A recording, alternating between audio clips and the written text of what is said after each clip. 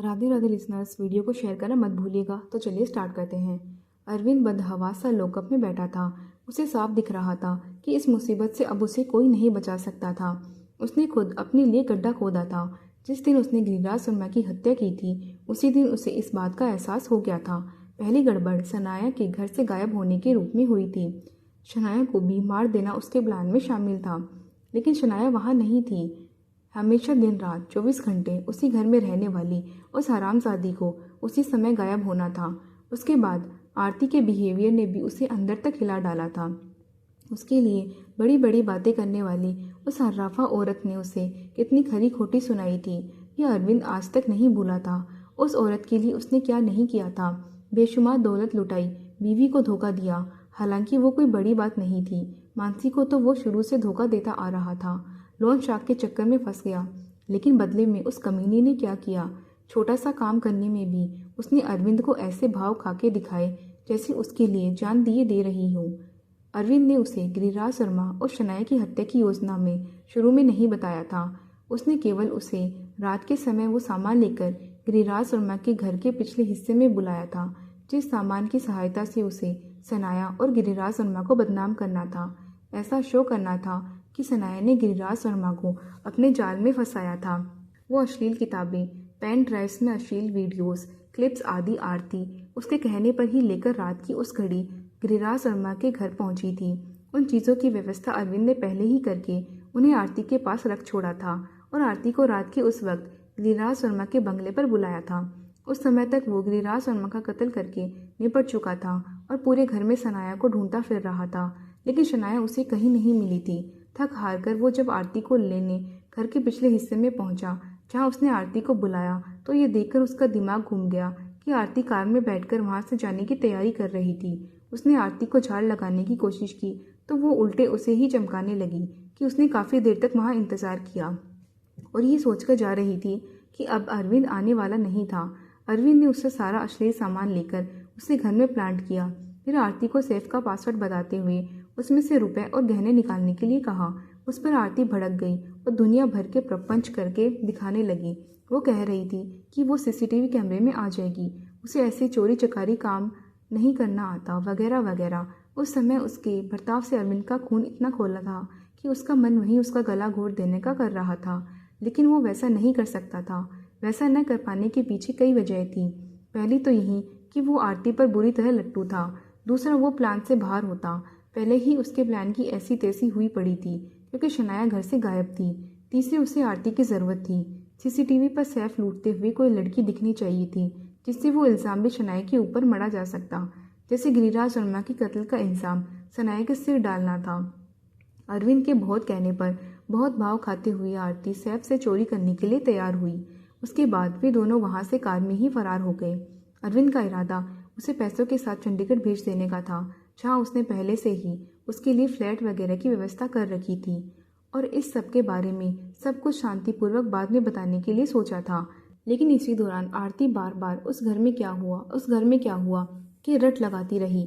आखिरकार तंग आकर अरविंद ने गिरिराज शर्मा की हत्या करने की बात कबूल कर ली।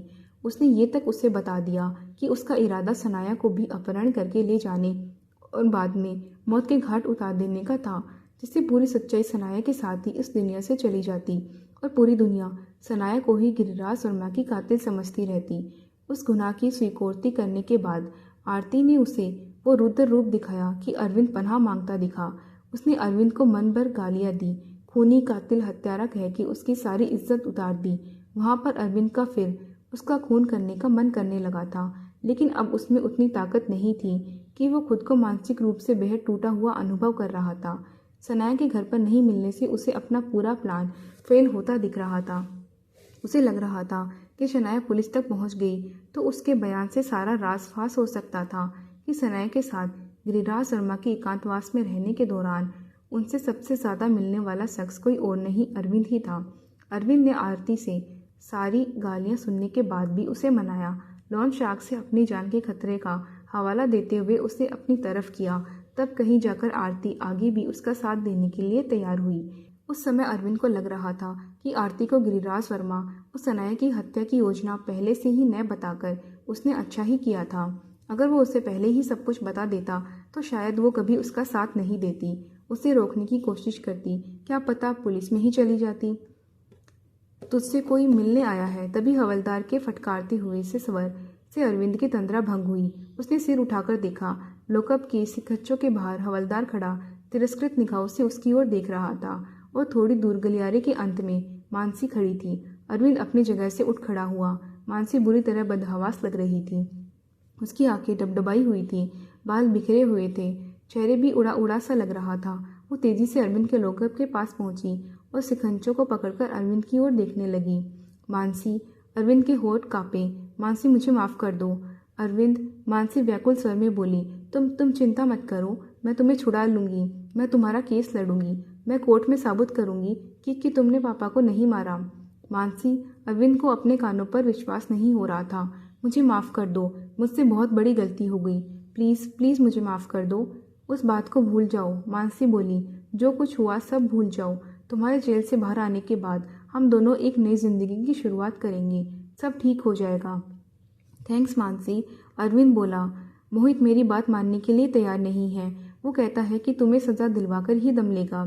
अरविंद के चेहरे पर चिंता की झलक दिखाई देने लगी। लेकिन तुम चिंता मत करो, मैं तुम्हें बचा लूंगी। मोहित लॉयर नहीं है, तुम लॉयर हो, हम दोनों मिलकर कोई ना कोई रास्ता निकाल लेंगे। इतने सारे सबूत हैं। अरविंद बुदबुदाया। मैंने पापा की डायरी गायब कर दी है। क्या?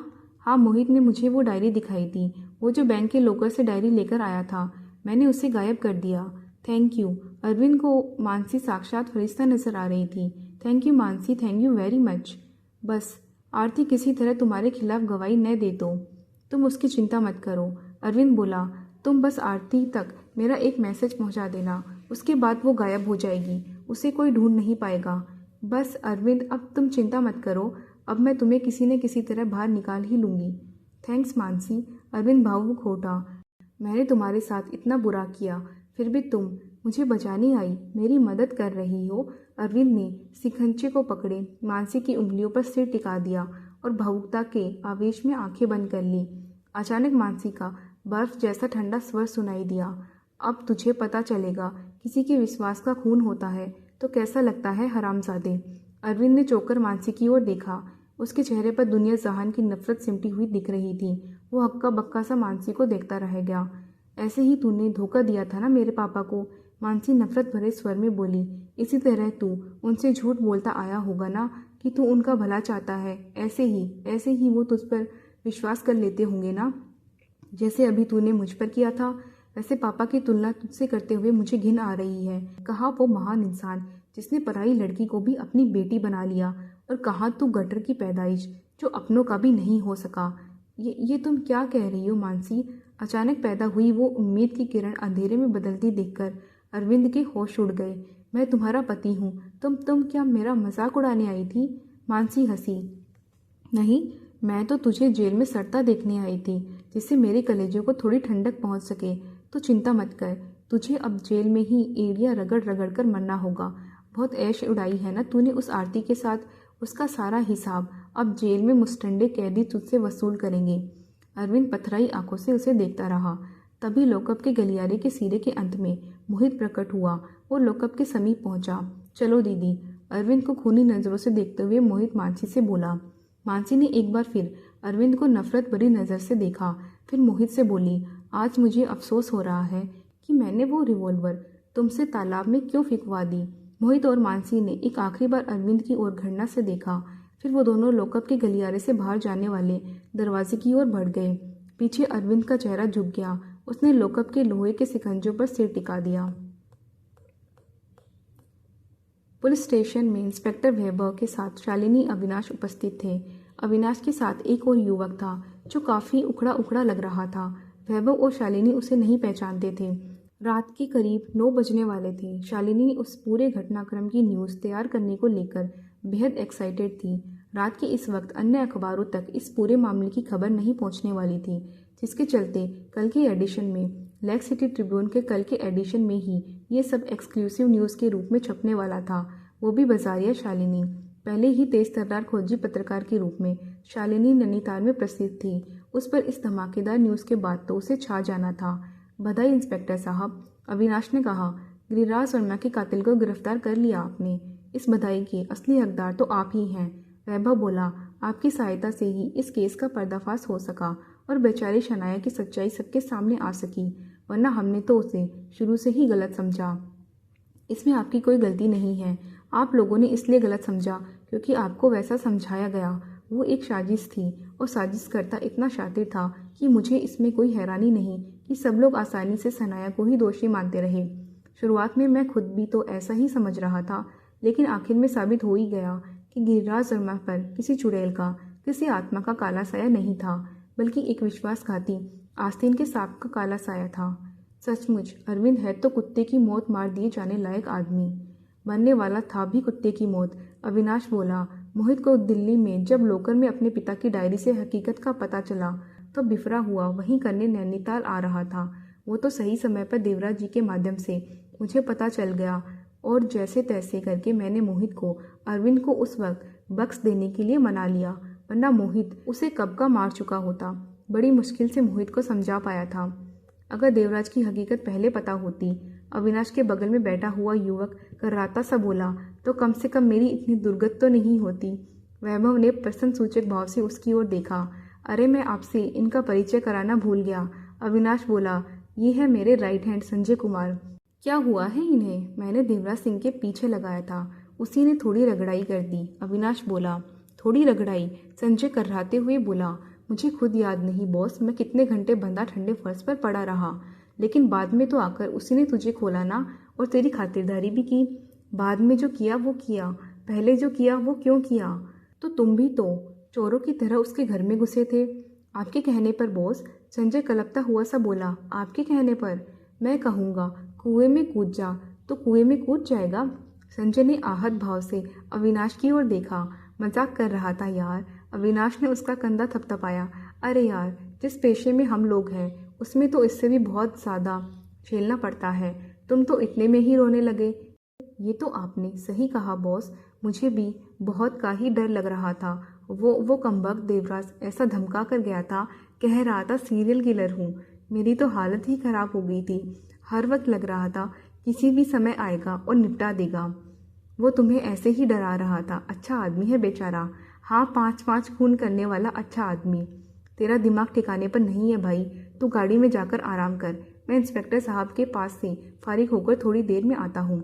संजय उठा और बाहर जाने के लिए घूमा, लेकिन अचानक ठिठक गया। बॉस, उसने अविनाश से पूछा, आपने मुझे गिरिराज वर्मा के घर की निगरानी करने के लिए कहा था। वहाँ पर देवराज मुझे चकमा देकर भाग गया था, लेकिन आपको फिर भी उसका एड्रेस पता कैसे चल गया? मैंने गिरिराज वर्मा के घर में एक पैकेट छोड़ा था जिस पर सनाया गौतम लिखा था। उसमें एक छोटा बॉक्स था जो पासवर्ड से ही खुलता है। उस बॉक्स में मैंने एक ट्रैकर रखा था। क्या रखा था? वैभव बोला, ट्रैकर, वही जिससे किसी को ट्रेस कर सकते हैं, जैसे ट्रांसमीटर। देवराज गिरिराज वर्मा के घर गया तो उसने वो बॉक्स रख लिया था। उससे वो खुल नहीं पाया तो उसने वो शनाया के पास ले जाने वाला था, या फिर सनाया से पासवर्ड पूछकर उसे खोलने की कोशिश करता। उसी बॉक्स में रखे ट्रैकर की सहायता से मैंने उसे ट्रैक किया। वाह बॉस, लगता है जेम्स बॉन्ड की फिल्में ज़्यादा देखते हैं आप। बेटा, तेरा बॉस खुद जेम्स बॉन्ड से कम नहीं है। संजय भुनभुनाता हुआ निढाल निढाल सा चलता हुआ कमरे से बाहर निकल गया। सचमुच बहुत बुरी हालत है बेचारे की, शालिनी अफसोस जताती हुई बोली। वो तो देवराज सिंह अच्छा आदमी निकल गया, अविनाश शांत स्वर में बोला, वरना इससे ज़्यादा बुरी हालत हो सकती थी। आपको आरती तनेजा के बारे में कैसे पता चला? वैभव ने पूछा। ये बहुत बड़ा काम असल में मेरी सेक्रेटरी रोशनी ने किया। आपकी सेक्रेटरी ने? जी हाँ। दरअसल मैंने रखा तो उसे रिसेप्शनिस्ट के काम के लिए ही था, लेकिन पहले महीने से ही उसे जासूसी के कीड़े ने काट लिया। उसी ने केस से जुड़े ऐसे लोगों की खंगालना शुरू किया जिन पर कोई शक नहीं कर सकता था। मेरे ख्याल से ये उसका तुक्का ही था जो निशाने पर लग गया। कैसा तुक्का? अरविंद सक्सेना। उसने अरविंद सक्सेना के बारे में खोजबीन की। उसे आरती और अरविंद के अफेयर का पता चल गया। उसे पता चला कि दिल्ली में अरविंद ने अपने घर के अलावा एक फ्लैट किराए पर लिया था जिसमें आरती रहती थी। हद से ज़्यादा शरीफ बनकर रहने वाले अरविंद के अफेयर का पता चलते ही उसे भारी गड़बड़ नजर आने लगी। उसे लगने लगा कि अरविंद के मामले में कहीं ना कहीं भारी गड़बड़ है। आरती का भी कुछ पता नहीं चल रहा था कि वो कहाँ थी। उसने दिल्ली वाले उस फ्लैट को भी छोड़ दिया था जो अरविंद ने उसके लिए किराए पर लिया था।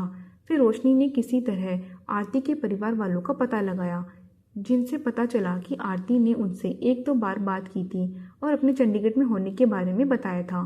चंडीगढ़ में आरती बिमला कपूर के नाम से रह रही थी, जिससे उसे खोजना बेहद मुश्किल हो जाता, लेकिन उसके परिवार वालों ने उससे चंडीगढ़ वाले एड्रेस का पता चल गया। रोशनी से मिली इस जानकारी के आधार पर ही मैं आरती तक पहुंच सका, जिसके बाद सब कुछ शीशे की तरह साफ हो गया। अरविंद सक्सेना ने ही गिरिराज शर्मा का खून किया है, ये सब आरती ने आपको बताया? शालिनी बोली। नहीं, आरती ने नहीं बताया, उसने तो सिर्फ कबूल किया था। बजारिया, रोशनी मेहरा, अरविंद और आरती वाला एंगल सामने आने के बाद मेरा भी कुछ भागदौड़, थोड़ा बहुत दिमाग दौड़ना तो बनता ही था। चंडीगढ़ में आरती से पहली मुलाकात करने से पहले ही मैंने अरविंद का नेचर पता लगा लिया था, जो कि सचमुच तुम तो मेरा नेचर जानते ही हो वाला नेचर ही था। मैंने अरविंद और आरती की प्रेम कहानी को थोड़ी और बारीकी से टटोला तो मुझे पता चला कि पिछले 2-3 साल से अरविंद किस तरह आरती पर पानी की तरह पैसा बहाता आ रहा था। ये पैसा उसके पास कहाँ से आ रहा था? उसने लोन शार्क से भारी कर्ज ले रहा था और घर में अपनी बीवी मानसी से ये बहाना बनाया था कि वो दूसरा बिजनेस कर रहा था, वकीलों की फर्म बनाने वाला था, जिसमें उसका पैसा डूब गया, जबकि ऐसा कुछ नहीं था। उसका पैसा वहीं डूबा था जहां वो खुद डूबा था, आरती तनेजा के चक्कर में। लेकिन अब वो कर्ज भी अरविंद के गले का फंदा बन गया था, जिससे पीछे छुड़ाने के लिए उसे कहीं से जल्द और बहुत जल्द बड़ी माली इमारत की सख्त ज़रूरत थी। फिर गिरिराज शर्मा के यहाँ से हुई 45 लाख की चोरी, बाकी तो 2+2 जोड़ने जैसा काम था। कैसे 2+2 जोड़ने जैसा काम था? शालिनी बोली। गिरिराज शर्मा के घर में सैफ से वो चोरी किसी लड़की ने, मतलब आरती ने ही की थी, किसी आदमी ने नहीं। फिर अरविंद पर आपको शक कैसे हुआ? अरविंद ने कच्ची गोलियां नहीं खेली थी। आरती वाला कनेक्शन सामने आने के बाद से ही रोशनी की तरह ही मुझे भी इस बात पर पूरा यकीन था कि सारे फसाद की जड़ यही महाशय है। अरविंद इतना शातिर आदमी है कि उसने इतने सालों तक अपनी बीवी को अपने अफेयर की भनक तक नहीं लगने दी। वो जो भी करता था बेहद सोच समझकर जाल बुनकर करता था। और गिरिराज शर्मा वाले केस में भी जिस तरह सारे इल्ज़ाम सनाया गौतम पर ही आयद हो रहे थे, उससे मुझे साफ लगने लगा था कि वो किसी अरविंद जैसे मास्टरमाइंड शख्स का ही काम हो सकता था। हालांकि ये बात मुझे बाद में पता चली कि अरविंद ने गिरिराज शर्मा के सनाया गौतम के ट्रीटमेंट के लिए उसे होम आइसोलेशन में रखे जाने का फ़ायदा उठाकर सारी प्लानिंग की थी। इस केस में शुरू से ही जो कुछ दिख रहा था वो सब धोखे में डालने वाला था, नज़रों का धोखा था, छलावा था। फिर सैफ से हुई 45 लाख की चोरी में भी मुझे बड़ा घपला दिखाई देने लगा था। वो चोरी सनाया गौतम ने नहीं की थी, अरविंद खुद कर नहीं सकता था, लेकिन उसके पास एक सहायक मौजूद थी जो उसकी जगह वो काम कर सकती थी, आरती। और आरती से वो काम कराने का अरविंद का ये फ़ायदा भी था कि वो सीसीटीवी कैमरे में आरती के कैद होने से पूरा मामला सनाया गौतम पर थोपने की उसकी साजिश और भी मजबूत होती। मैंने खुद उस आदमी को गिरफ्तार किया, वैभव बोला, लेकिन मुझे अब भी यकीन नहीं आता कि कोई शख्स इतना गिरा हुआ, इतना कमीना, इतना नीच कैसे हो सकता है कि अपने ही देवता समान ससुर का कत्ल कर दे। और शख्स का जिसने हमेशा उसे सहारा ही दिया, उस पर भरोसा किया, उसकी मदद करने हमेशा आगे आया। औरत का चक्कर बाबू भैया, औरत का चक्कर। लेकिन आप तो कह रहे हैं औरत को छोड़ दो, उसे सरकारी गवाह बना दो। इंस्पेक्टर साहब, औरत का चक्कर तो ये था, लेकिन चक्कर खुद बेचारी औरत ने नहीं चलाया था, और थोड़ा बहुत चलाया भी था तो भी वो इतनी गिरी हुई नहीं थी जितना अरविंद था, बल्कि अरविंद की 10% भी गिरी हुई नहीं थी। वो तो चोरी चकारी भी नहीं करना चाहती थी, खून तो दूर की बात है, लेकिन अरविंद ने उसे अपने जाल में पूरी तरह फांस लिया था। फिर वो उसका साथ देने के लिए मजबूर हो रही थी, लेकिन उसने समझदारी का परिचय दिया। जब उसे पहली बार इस बखेड़े से निकलने का मौका मिला तो बिना कोई हिला हवाला किए निकलने के लिए तैयार भी हो गई। उसने अपना साइन किया हुआ बयान मुझे दिया है, जिसे मैं आपको। अरविंद ने अपने बैग से आरती का साइन किया हुआ बयान निकाला, जो उसने चंडीगढ़ में आरती से लिखवाया था, और उसे वैभव की ओर बढ़ाते हुए बोला, सौंप रहा हूँ। इसे पढ़ने के बाद आप खुद ही निर्णय कर लीजिए कि आरती को सरकारी गवाह बनाने का फैसला सही है या नहीं। वैभव ने अविनाश से वो कागज लिया और एक ही सांस में पूरा पढ़ दिया। फिर वो कागज़ को संभालकर एक फाइल में रखते हुए बोला, इसे सरकारी गवाह बनाने की कोशिश तो पूरी करूँगा। कोशिश नहीं दरोगा साहब, ये काम आपको ही करना है, मेरा काम समझकर करिएगा। ठीक है, ठीक है। आरती के साथ बड़ी हमदर्दी है आपको। शालिनी बड़ी अदा के साथ मुस्कुराई। हमदर्दी तो मुझे हर रोज सताई हुई लड़की के साथ है शालिनी जी, जिसके साथ किसी ने कुछ बुरा किया होता है। बेचारी आरती की हालत तो गेहूं के साथ घुन भी पिस जाने वाली है। तो अगर मुझे लगता है कि मैं इस घुन को निकाल सकता हूँ, पिसने से बचा सकता हूँ, तो मेरा फर्ज बनता है कि मैं उसे पिसने न दूँ। बड़े उच्च ख्यालात हैं। इसमें उच्च ख्यालात वाली कोई बात नहीं है। इंसान एक सामाजिक प्राणी है। परस्पर सहयोग की भावना पर ही दुनिया का चक्का घूम रहा है मैडम। लड़कियों के प्रति आपके इतने ही दयानतदारी भरे विचार हैं तो एक काम मेरे लिए भी करिए, शालिनी बोली। हुक्म करिए। मेरे लिए सनाया की कुछ अच्छी तस्वीरों का जुगाड़ कर दीजिए। क्या? अविनाश चौंका। अब सनाया की तस्वीरें किस लिए? वह बेचारी तो निर्दोष है। इसीलिए तो इस मर्डर केस का खुलासा करने वाला पूरा आर्टिकल कल हमारे अखबार में छपने वाला है। वैसी एक्सक्लूसिव न्यूज़ और किसी भी अखबार में नहीं होगी। साथ में चेरी ऑन द टॉप वाले स्टाइल में एक और आर्टिकल छपेगा। वो सनाया गौतम के बारे में होगा कि कैसे उस बेचारी को फंसाया गया, उसके साथ कितना कुछ गलत हुआ और अपने पिता समान व्यक्ति की हत्या का झूठा आरोप लगाकर उसे बदनाम किया गया। आपकी बात से लग रहा है कि आप तो उसे सेलिब्रिटी बना देंगी। वो है सेलिब्रिटी, और अगर मैं नहीं बनाऊंगी तो कोई और बना देगा। इसीलिए ये काम मैं ही करूं तो अच्छा रहेगा, और मैं बेहतर ढंग से भी करने की कोशिश करूंगी। कल जब हमारे अखबार के माध्यम से इस पूरे रहस्य पर से पर्दा उठेगा तो मीडिया वाले भूखे भेड़ियों की तरह सनाया की खोज में जुट जाएंगे, जैसे पहले जुटे हुए थे जब उसे कातिल समझा जा रहा था, चुड़ैल, काला साया समझा जा रहा था, उससे भी बुरी तरीके से। लेकिन उन मीडिया वालों में मैं नहीं होंगी, क्योंकि मेरी तो आपके मोहित मानसी जी के माध्यम से उस तक सीधी पहुंच होगी। ओके। अविनाश ने मोबाइल निकाला और सनाया की तस्वीरें भेजने के लिए देवराज को मैसेज किया। मैसेज में उसने ये भी बताया कि वो तस्वीरें उसे क्यों चाहिए थी। उसने मोहित से देवराज का नंबर ले लिया था। मैंने मैसेज कर दिया है। फिर वो शालिनी से बोला, जैसे ही देवराज जी मुझे तस्वीरें भेजते हैं मैं वो आपको भेज दूंगा। देवराज जी, 5 खून करने वाले आदमी को बहुत इज्जत के साथ संबोधित कर रहे हैं आप। उसने कुछ गलत नहीं किया था। उसकी जगह मैं भी होता तो शायद वहीं करता। न कर पाता तो खुद को नामर्द समझता। कुछ क्षण कमरे में शांति रही। Okay boys. फिर शालिनी उठती हुई बोली, अब मैं चलती हूँ, आर्टिकल भी तैयार करना है, समय बहुत कम है। आप, उसने अविनाश को संबोधित किया, सनाया की तस्वीरें जल्दी भेजने की कोशिश करिएगा। मुझे 2-3 घंटे में चाहिए होगी, जिससे कल के एडिशन में आर्टिकल के साथ छप सके। अविनाश ने सिर हिलाया। वहीं ओके बॉयज के संबोधन पर वैभव घूर घूर कर शालिनी को देखने लगा। शालिनी ने मुस्कुराते हुए वैभव की ओर हाथ हिलाकर बाय कहने के अंदाज में मुंह चलाया और हवा में झोंके की तरह कमरे से बाहर निकल गई। अविनाश मुस्कुराते हुए वैभव की ओर देख रहा था, जो अब भी घूरकर उस दरवाजे की ओर देख रहा था जिससे शालिनी बाहर निकल गई थी। क्या हुआ? फिर वैभव का ध्यान अविनाश पर गया तो उसे इस तरह मुस्कुराते हुए अपनी ओर देखते पाकर वैभव चौंका। कुछ नहीं। अविनाश अपनी जगह से उठकर खड़े होते हुए बोला, तो अब मुझे भी इजाज़त दीजिए दरोगा साहब, किस्मत ने चाहा तो फिर मुलाकात होगी। ज़रूर। वैभव ने गर्मजोशी से उससे हाथ मिलाया। इस केस को हल करने के लिए आपको मेरी ओर से बहुत बहुत बधाई। फिर अविनाश भी पुलिस स्टेशन से बाहर निकल गया। शालिनी अपने ऑफिस में बैठी थी। उसने गिरिराज वर्मा मर्डर केस का पर्दाफाश करती हुई पूरी न्यूज़ तैयार कर ली थी और उसे एडिटर के पास ही भेज दिया था। उस न्यूज़ में उसने अपना पूरा कौशल उड़ेल दिया था। आखिर वो उस मामले को लेकर इतने दिनों से भागदौड़ जो करती आ रही थी। सनाया की तस्वीरें भी अविनाश ने समय पर भेज दी थी, जिनमें से एक अच्छी सी फोटो सेलेक्ट करके शालिनी ने उस न्यूज़ के साथ छपने वाले दूसरे आर्टिकल के साथ छपने के लिए भेज दी थी, जो कि सनाया की निर्दोषिता और उसे साजिश का शिकार बनाए जाने के संदर्भ में था। कल के अखबार में फ्रंट पेज पर शालिनी के नाम के साथ इस केस का पर्दाफाश करती एक्सक्लूसिव न्यूज़ छपने वाली थी। सोचकर ही शालिनी का मन बलियों उछल रहा था। नहीं, उसने मन ही मन सोचा, कंट्रोल शालिनी कंट्रोल। अब बस एडिटर से उस न्यूज़ को हरी झंडी मिलने का इंतज़ार था, जो कि मिल ही जानी थी। वो तो एक फॉर्मेलिटी ही थी। छोटी मोटी खबरों को भी एडिटर ऑफिस से आसानी से पास कर दिया जाता था। ये तो बहुत बड़ी न्यूज़ थी। इस न्यूज़ को तो अपने अखबार में छापने के लिए शहर का कोई भी अखबार मोटी रकम देने के लिए तुरंत तैयार हो जाता, लेकिन एडिटर रूम से हरी झंडी मिलने में देर क्यों हो रही थी? तभी मालती ने शालिनी के ऑफिस में कदम रखा। मालती एडिटर की सहयोगी के रूप में काम करती थी। वो थोड़ी परेशान दिख रही थी। क्या हुआ? शालिनी ने पूछा। उसे उम्मीद थी कि मालती गिरिराज वर्मा वाली न्यूज़ प्रिंट होने के लिए भेज दिए जाने के बारे में बताने ही आई होगी। अब टाइम भी कम बचा था। वैसे ये खबर थी इस लायक कि स्टॉप प्रेस का ऑर्डर देकर भी उसे छपवाया जाता।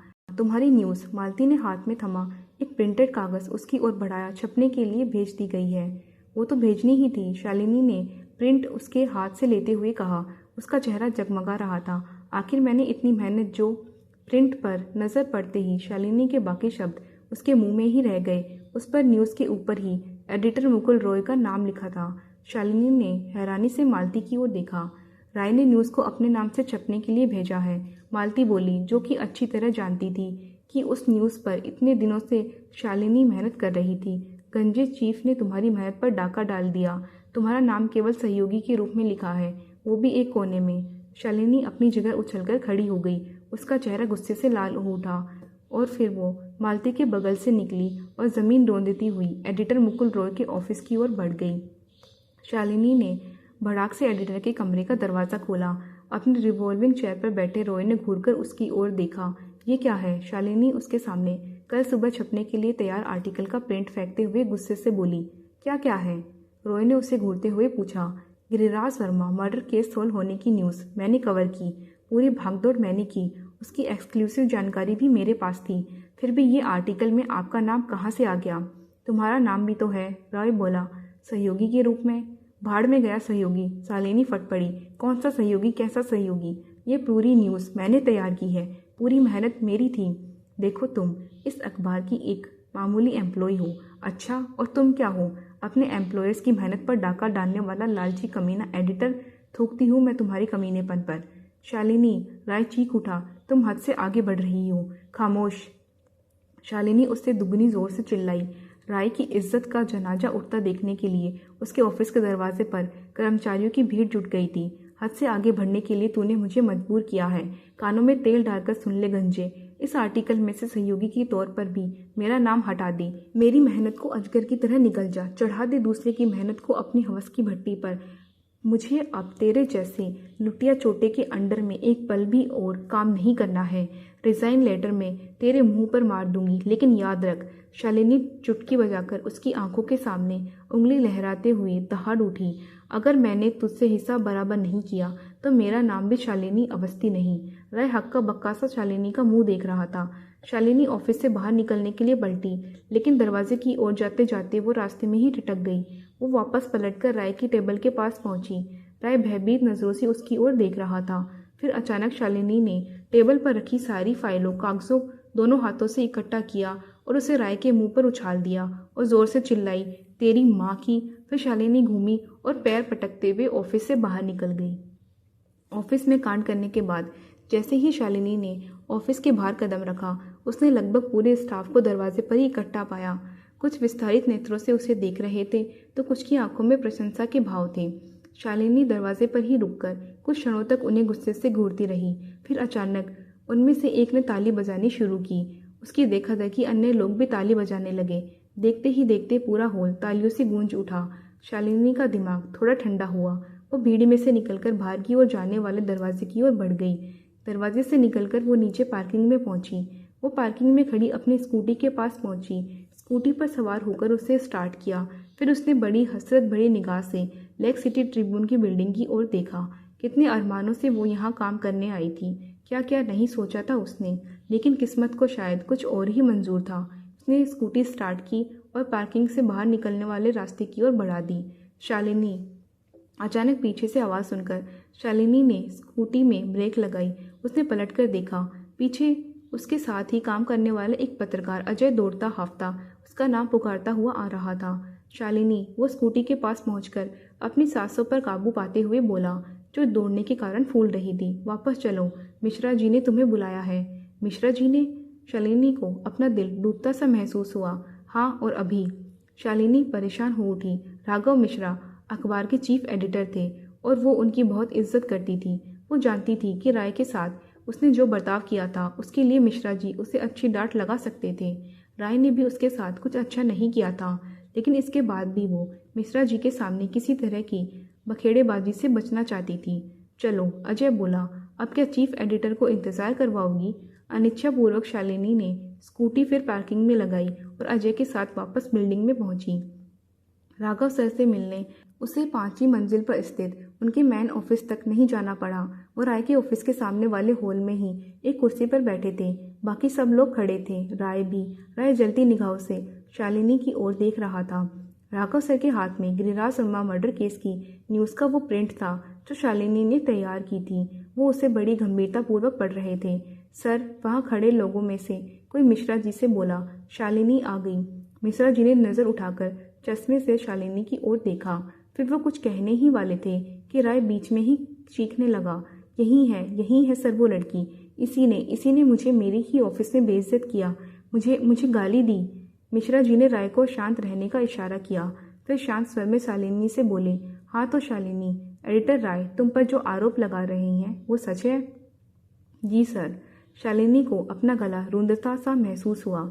उसे लगा कि वो रो पड़ेगी, लेकिन वो उतने लोगों के सामने, खास तौर पर वहाँ उन हालात में रोना नहीं चाहती थी।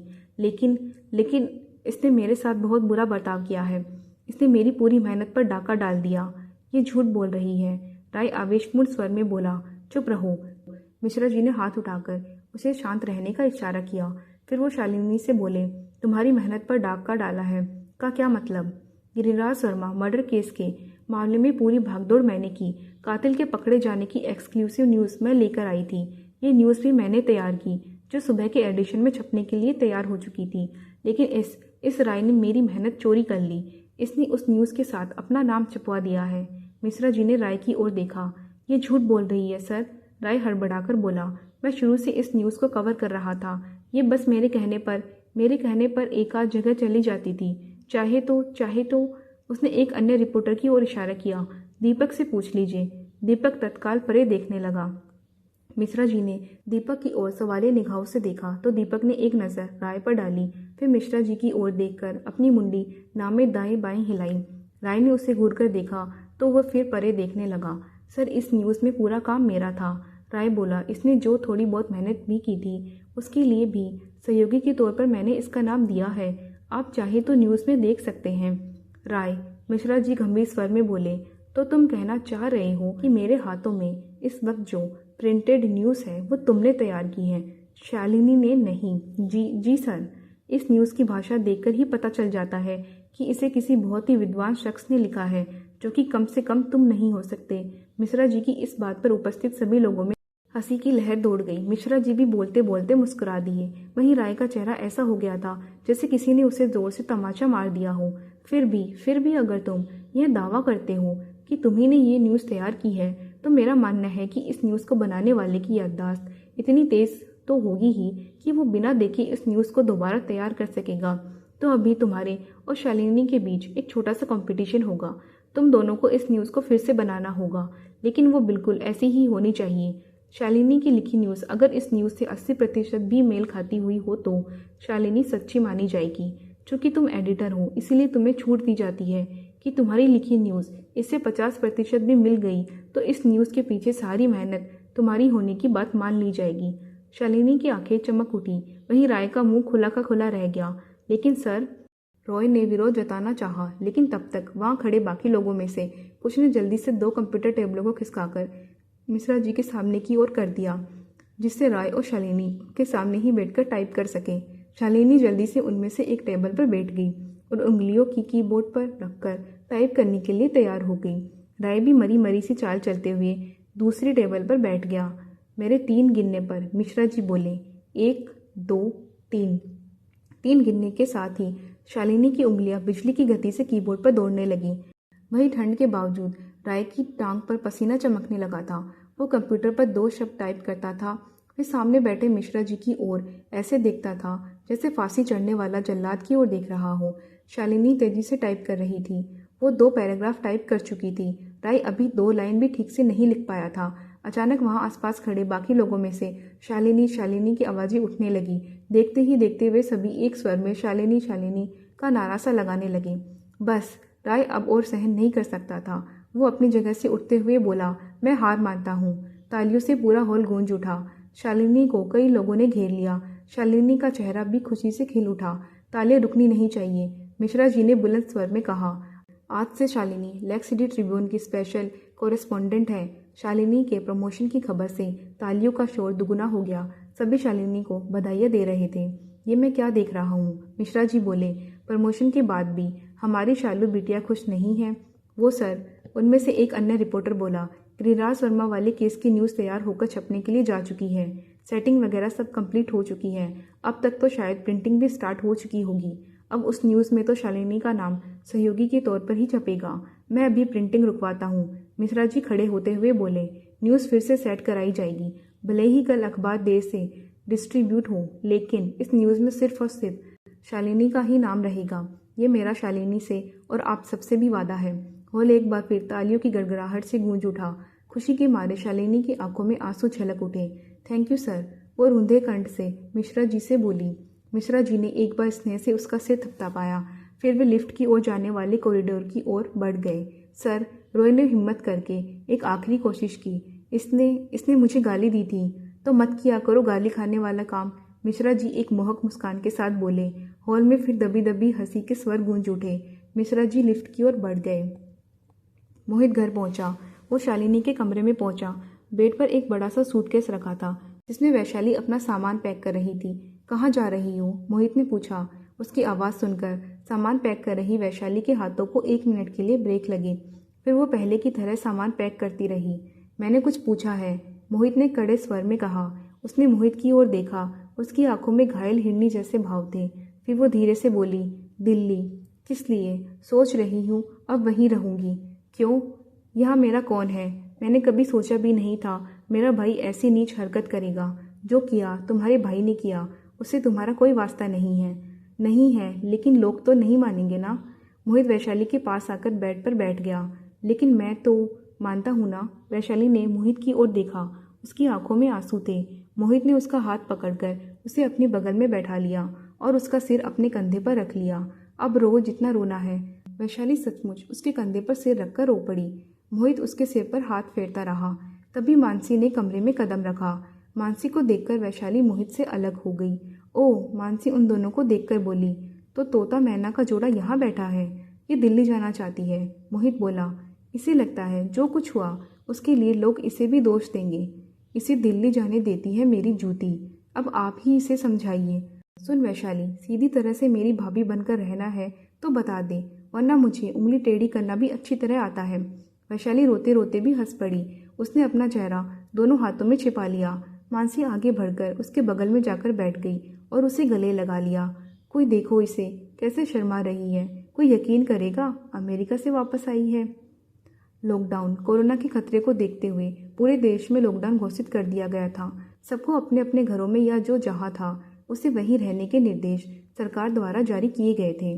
अन्य देशों में कोरोना संक्रमण की भयावह स्थिति को देखते हुए देश में कोरोना संक्रमण को फैलने से रोकने के लिए सरकार के इस कदम की सराहना की जा रही थी। वहीं लोगों के दिलों में एक अजीब सा डर भी व्याप्त होने लगा था। लॉकडाउन ने सबको बराबरी में लाकर खड़ा कर दिया था। क्या अमीर क्या गरीब, सबको घरों में ही रहना था। केवल बेहद आवश्यकता या आपात स्थिति में ही लोग घरों से बाहर निकल सकते थे। देश के बाकी शहरों की तरह ही नैनीताल की सड़कें भी सूनी थीं। देश के सबसे प्रमुख पर्यटक स्थलों में से एक नैनीताल, जिसकी सड़कें हमेशा पर्यटकों से गुलजार रहती थी, की सड़कों पर भी लॉकडाउन के दौरान सन्नाटा पसरा हुआ था। लेकिन कुछ लोग ऐसे भी थे जिन्हें लॉकडाउन के बारे में पता भी नहीं था। सुबह मोबाइल की रिंगटोन बजने पर प्रकाश नारंग की नींद खुली। कॉल करने वाले के मुंह से वाहियात बातें निकालते हुए उसने कॉल रिसीव की। हाँ बोल। वो मोबाइल पर भैंसे की तरह डकराया। रात में उसने जमकर शराब पी थी और नशे में जल्दी लुढ़क गया था। इस वक्त भी उसका सिर दर्द से फटा जा रहा था। बॉस, उधर से उसके राइट हैंड मोहन कापसे का उत्तेजित स्वर में सुनाई दिया। पूरे देश में लॉकडाउन हो गया है। कोई अपने घरों से बाहर नहीं निकल सकता। 21 दिनों के लिए लॉकडाउन हुआ है। कोरोना फैलने से रोकने के लिए सरकार ने। क्या बकवास कर रहा है बे? सुबह सुबह नशा तो नहीं कर लिया? नारंग का स्वर बुरी तरह भन्नाया हुआ था। बॉस, मैंने रात में भी कॉल की थी। पता चला आप जल्दी सो गए थे। सोचा आपको खबर नहीं होगी इसीलिए। तो लॉकडाउन होगा तो हमें क्या? हमें कौन रोकेगा? हम इस शहर के बादशाह हैं। बादशाह नहीं बॉस, लॉकडाउन में कोई बादशाह नहीं है। सड़क पर निकलने वालों को पुलिस डंडे मार रही है। हरामजादे, बकवास कर रहा है। प्रकाश नारंग घर से बाहर निकलेगा तो उसे पुलिस डंडे से मारेगी। नहीं बॉस, उधर से हड़बड़ाई हुई सी आवाज़ सुनाई दी। मेरा मतलब था। अब मतलब मत समझा। आज सुबह तुझे रस्तोगी ट्रेडर्स से 10 लाख रुपए लेने थे, उन्हें वसूल कर जाकर। भैंस के आगे बीन बजाने का यही परिणाम होता है। उधर से मोहन काप से मन ही मन बुरी तरह कलप उठा। बॉस, वो हारे हुए स्वर में बोला, उतनी देर से मैं यही तो बोल रहा था, सब तरफ लॉकडाउन है, कोई घर से बाहर नहीं निकल सकता, क्योंकि बाहर निकलने पर पुलिस डंडे मार रही है। यस बॉस, अगर तूने अभी जाकर रस्तोगी से पैसे वसूल नहीं किए तो मैं तुझे गोली मार दूंगा। अब तो डिसाइड कर ले, तुझे पुलिस के डंडे और मेरी गोली में से क्या चुनना है। दूसरी ओर सन्नाटा छा गया। आधे घंटे में मुझे फ़ोन करके बता कि पैसे मिले या नहीं, कहकर नारंग ने फ़ोन काट दिया। फिर उसने टीवी चालू किया। इत्तेफाक से न्यूज़ चैनल ही लगा हुआ था, जिस पर रात से ही पूरे देश में लॉकडाउन होने की न्यूज़ आ रही थी। नारंग हक्का बक्का सा न्यूज़ देखता रहा, यानी काप से सही बोल रहा था। नारंग को अफसोस हुआ, बेकार बरस पड़ा बेचारे पर। अब लॉकडाउन होने में उसकी क्या गलती है। एक तो वो बेचारा इतनी महत्वपूर्ण बात बता रहा था, उस पर मैंने उसे ही खरी खोटी सुना दी। साला रात की पी अभी तक नहीं उतरी, हैंगओवर के कारण सिर दर्द हो रहा है वो अलग, इसीलिए इतनी खरी खोटी सुना दी बेचारे को। एक बार को नारंग का मन किया कि कापसे को फ़ोन करके उसे रस्तोगी के यहाँ वसूली करने जाने से मना करे। फिर उसने अपना इरादा बदल दिया। ऐसा करने पर उसकी इमेज मिट्टी में मिल जाती। नारंग किसी के सामने सिर नहीं झुकाता था, लोग उसके सामने सिर झुकाते थे। जो नहीं झुकाते थे उसके सिर काट दिए जाते।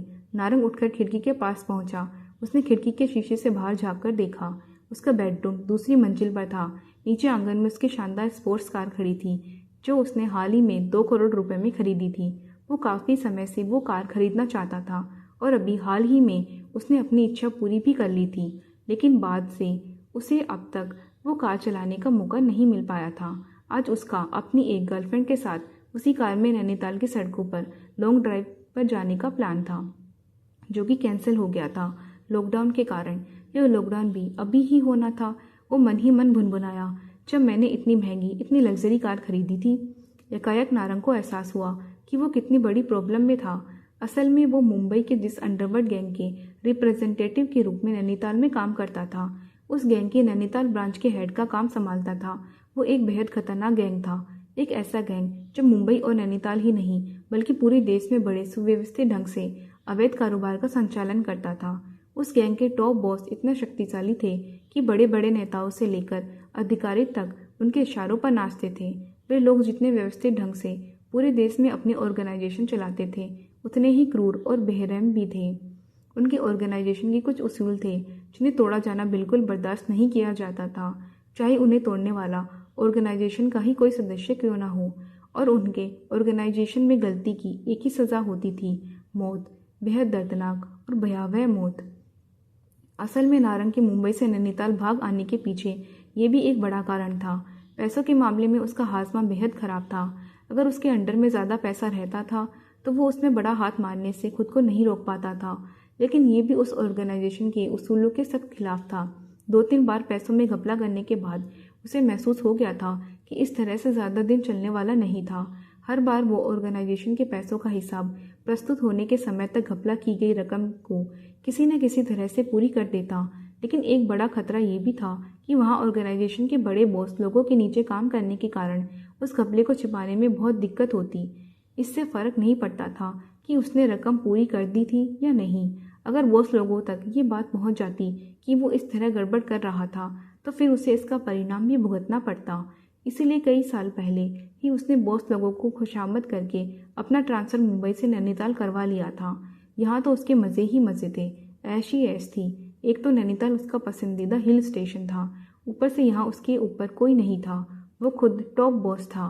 3 महीने में उसे एक बार रोकड़ का हिसाब मुंबई देना पड़ता था, जिसके लिए उसे मुंबई जाना भी पड़ता था। लेकिन 3 महीने लंबा अरसा होता।